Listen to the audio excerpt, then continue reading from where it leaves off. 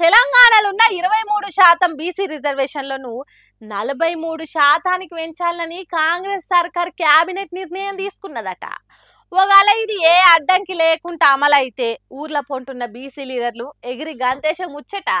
జనాభాలో ఎక్కువ మంది అయిన మాకు రాజకీయాలలో తక్కువ పదవులు ఉంటున్నాయని ఇన్ని రోజులు బాధపడ్డారు, కానీ ఆ బాధలను కాంగ్రెస్ సర్కార్ దుడుస్తుందా, లేకుంటే బీఆర్ రాష్ట్రం తీరుగా అయితే బీసీ సమాజం ఏడుస్తుందా అనేది ముందు ముందు చూడాలి. కానీ ఈ బీసీ రిజర్వేషన్ల మీద పెద్ద పెద్ద డౌట్లు ఉన్నాయంటున్నారు బీఆర్ఎస్ పార్టీ లీడర్లు. గతంలో బీహార్ ఎలా అయితే ఫెయిల్ అయినరో, తమిళనాడు అయితే ఎలా సక్సెస్ అయిందో, ఆంధ్రప్రదేశ్ మహారాష్ట్ర ఎట్లా ఫెయిల్ అయినరో, ఇవన్నీ పరిణామాలు తీసుకొని మీరు అలా వ్యవహరిస్తే తమిళనాడు తరహాలో వస్తాయని చెప్పేసి క్లియర్గా చెప్పడం జరిగింది. విన్నారా? బీసీ రిజర్వేషన్లు అనేది పెద్ద మోసమట. మహారాష్ట్ర, ఆంధ్రప్రదేశ్, బీహార్ రాష్ట్రాలు గిట్లనే రిజర్వేషన్లు పెంచి సుప్రీంకోర్టులో చెల్లకుండా పోయినాయి.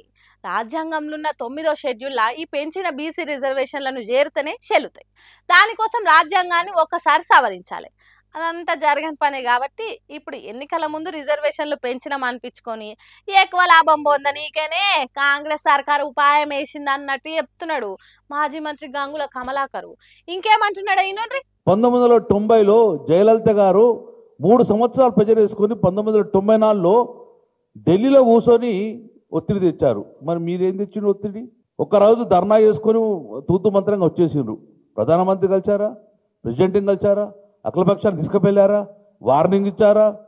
మీరు ఆ యొక్క బీసీ యొక్క ఈ బిల్లును రాజ్యాంగంలో 9వ షెడ్యూల్లో పొందుపరచకపోతే మేము ఢిల్లీ వదిలి రాము అని చెప్పి ఏమైనా అల్టిమేటం ఇచ్చారా? ఇన్నరా? బీసీలను మోసం చేయాలని చూస్తే సర్కార్ పరిస్థితి ఘోరంగా ఉంటుందా అంటున్నాడు. ఇదే బీసీల ముచ్చట మీద BRS party MLC Dasoju Sravan Kumar ఇంకింత ఎక్కువనే ఫైర్ అయ్యిండు. భూసాని వెంకటేశ్వరరావు గారి కమిషన్ వేసినారు. తర్వాత వారన్నట్టుగా జస్టిస్ సుదర్శన్ రెడ్డి గారు కమిషన్ వేసినారు. ఈ రిపోర్ట్స్ ఏమైనా ఇంతవరకు నిన్న కనీసం కేబినెట్లో ఏమైనా చర్చ చేసిండ్రా అంటే దాని ఊసు కూడా నిన్న కేబినెట్ మంత్రులు కమిటీలు వేసిండ్రు, కమిషన్లు వేసిండ్రు, సర్వేలు చేయించిండ్రు, ఎన్నెన్నో చేసి వాటిని బయట పెట్టకుండా బీసీలను మోసం ఎందుకు చేస్తున్నారని అడుగుతున్నాడు. జనానికి తెలుపరు, కనీసం అసెంబ్లీ సభ్యులకు చెప్పరు. మరి ఎందుకు ఇదంతా చేసిండ్రు అంటుండు. సరే, ఎవ్వలెన్ని తీర్లన్నా కాంగ్రెస్ సర్కార్ మాత్రం బీసీ రిజర్వేషన్లను అమలు చేసేది తీర్థమంటున్నది. ఈ ముచ్చటిట్లుంటే కాంగ్రెస్ సర్కార్ మెడలోంచేంత పోరాటం చేసినాం కాబట్టే రిజర్వేషన్లు వచ్చినాయని కల్వకుంట్ల కవిత తెలంగాణ జాగృతలు సంబరాలు చేసిండ్రట.